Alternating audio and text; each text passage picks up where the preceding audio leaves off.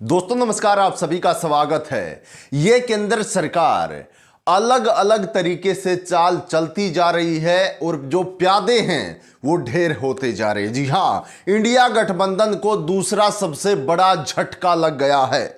जयंत चौधरी अब बीजेपी में होंगे, ना कि इंडिया गठबंधन में। जी हां दोस्तों, एनडीए के नेतृत्व में अब वो लोकसभा के चुनाव लड़ेंगे। लेकिन इन सबसे पहले मैं आपको एक ऐसी खबर की तरफ आपका ध्यान ले जाना चाहूंगा जो आपको समझनी चाहिए।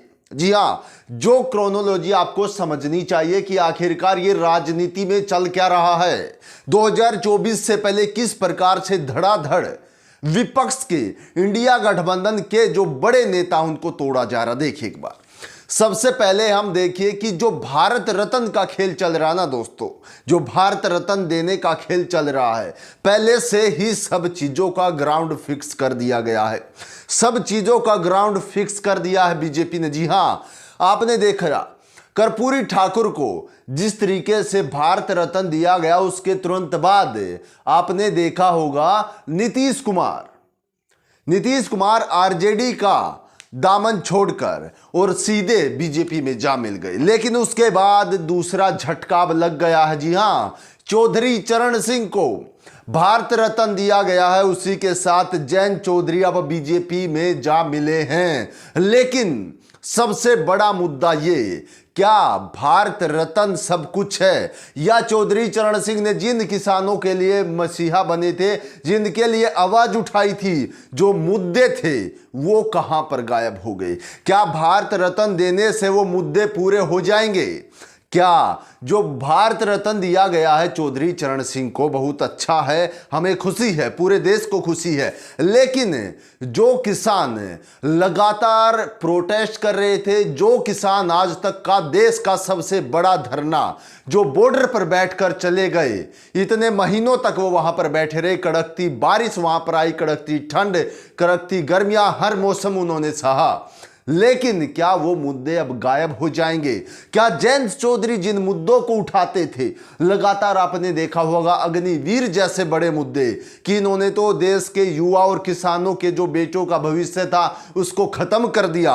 अग्निवीर लाने के बाद युवाओं के जो सपने थे उनको नोच लिया, उनको खत्म कर दिया। लेकिन अब खुद जयंत चौधरी क्या एक भारत रत्न, या फिर हम एक तरीके से कह सकते कि जयंत चौधरी बस एक बहाना चाहते थे दोस्तों? क्या ऐसा होता कि एकदम से वो पलटी मारते? तो उनसे पूछा जाता, भाई क्या पलटी मार दी, क्यों बीजेपी में चले गए? हजारों सवाल उठते, उनके जो वोटर लिस्ट है वो कम हो जाती, वो उनसे नाराज हो जाते। ये सब देखते हुए एक बहाना चाहिए था, जो बहाना, जो ग्राउंड फील्डिंग लगाकर बीजेपी ने जयंत चौधरी को शायद दे दिया। और उसके बाद अब जयंत चौधरी का क्या बयान है, जो कभी पहले कहा करते थे कि मैं चवन्नी थोड़ी ना हूं कि ऐसे पलट जाऊंगा, तो वो चवन्नी नहीं है, वो दोवन्नी भी नहीं है। जी हां, लगातार ऐसी ही खबरें चल रही हैं कि वो चवन्नी से भी नीचे चले गए हैं, अब भाजपा में चले गए हैं।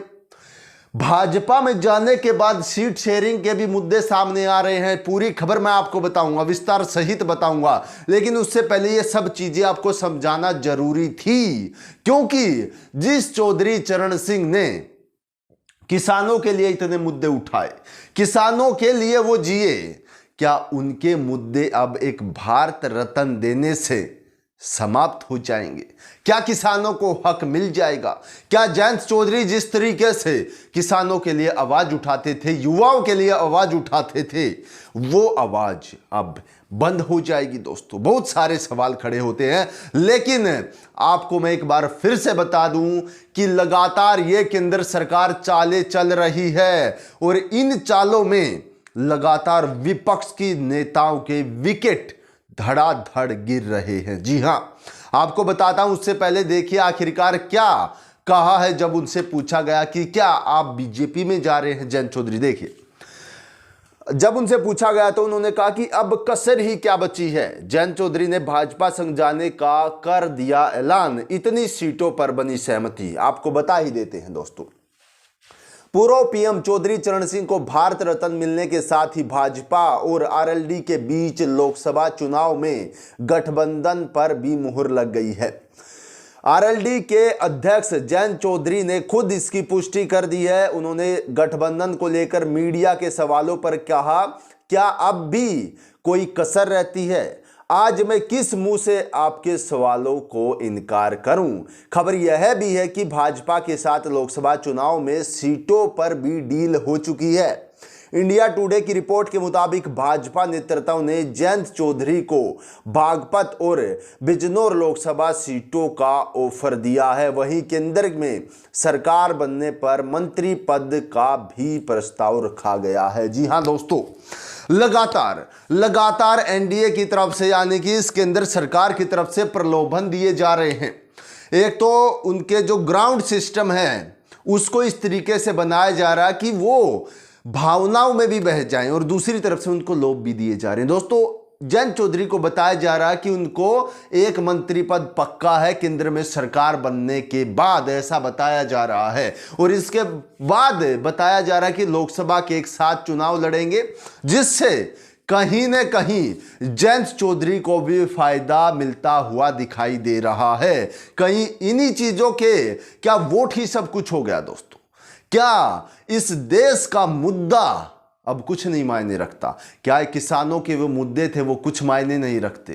क्या इस तरीके से हमारा देश अब चल रहा है कि लोगों के मांग उठाने वाले, लोगों के मुद्दे उठाने वाले झट से चवन्नी से भी झट से पलटी मार जाएंगे? अब लोग किस पर भरोसा करेंगे, किस पर भरोसा नहीं करेंगे? दोस्तों, बहुत सारी असमंजस पैदा हो गई है राजनीति को लेकर, क्योंकि अब राजनीति में जनता की बहुत कम नेता सोचते हैं दोस्तों। जनता की बहुत कम नेता सोचते हैं तो क्या अपनी सीट की, अपनी वोटों का सिस्टम कैसे बनाया जाए, अपनी इज्जत कैसे बचाई जाए, यही सब चीजों में सारे नेता लगे हुए हैं। लेकिन आज जो झटका लगा, सबसे बड़ा झटका, और जयंत चौधरी ने ये झटका दिया हो, बीजेपी में अब शामिल हो जाएंगे। और इसी के साथ क्या छापा गया है हिंदुस्तान टाइम्स में, देखिए एक बार।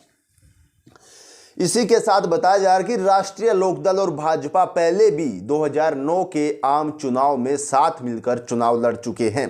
तब आरएलडी को 5 सीटें मिली थी, लेकिन 2014 और 2019 में अलग होकर वो इलेक्शन लड़े तो खाता भी नहीं खुला था। साफ है कि आरएलडी को चुनावी तौर पर भाजपा का साथ बाता रहा है, और अब फिर से ये दोनों दल साथ आए हैं।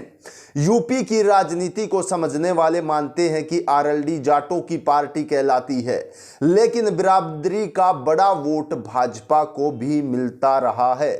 इसके अलावा दूसरी जातियों के वोट इसलिए आरएलडी को नहीं मिलते थे क्योंकि इसे जाटों की पार्टी माना जाता था। ऐसे में वह दो तरफा नुकसान झेल रही थी। दोस्तों, आरएलडी जाटों की पार्टी मानी जाती है, लेकिन जब वही किसान, वही मजदूर, जब लगातार 750 किसान धरने पर शहीद हो गए थे, क्या जयंत चौधरी उस शहीदों को भूल गए हैं? जिन्होंने अपनी कौम के खातिर, जिन्होंने सिर्फ अपने लिए नहीं पूरी कौम के खातिर वो लोग शहीद हुए, क्या जयंत चौधरी उनको भूल गए हैं? क्या चौधरी चरण सिंह जिन जाटों के लिए, जिन किसानों के लिए जान न्यौछावर कर सकते थे, उनके हकों की बात अब जयंत चौधरी नहीं करेंगे? बहुत सारे सवाल खड़े होते हैं। आखिरकार बीजेपी क्या कर रही है? सब कुछ सेट कर दिया गया है। मैं तो ये कहना चाहूंगा कि चाल चल दी गई है, मोहरे फेंक दिए गए हैं, धड़ाधड़ विकेट गिराई जा रही हैं। जी हां, धड़ाधड़ प्यादे ढेर किए जा रहे हैं। अब इस सब चीजों को लेकर आपकी क्या राय है दोस्तों? कमेंट बॉक्स में हमें बता सकते हैं, और हम आपके जरिए ऐसी ऐसी खबरें आपको दिखाएंगे ना। 2024 के लोकसभा से चुनाव से पहले जो जो बड़े कांड होने वाले हैं, आप देखते रह जाओगे। जी हाँ, आप हमारे चैनल को सब्सक्राइब कर सकते हैं, और हमारी इस बुलंद आवाज को आगे बढ़ाने के लिए ज़्यादा से ज़्यादा वीडियो को शेयर करें, हमारे चैनल को सब्सक्राइब करें, यूट्यूब प्लेटफॉर्म को और बड़ा बनाने के लिए। आज की वीडियो में इतना ही। सभी को नमस्कार।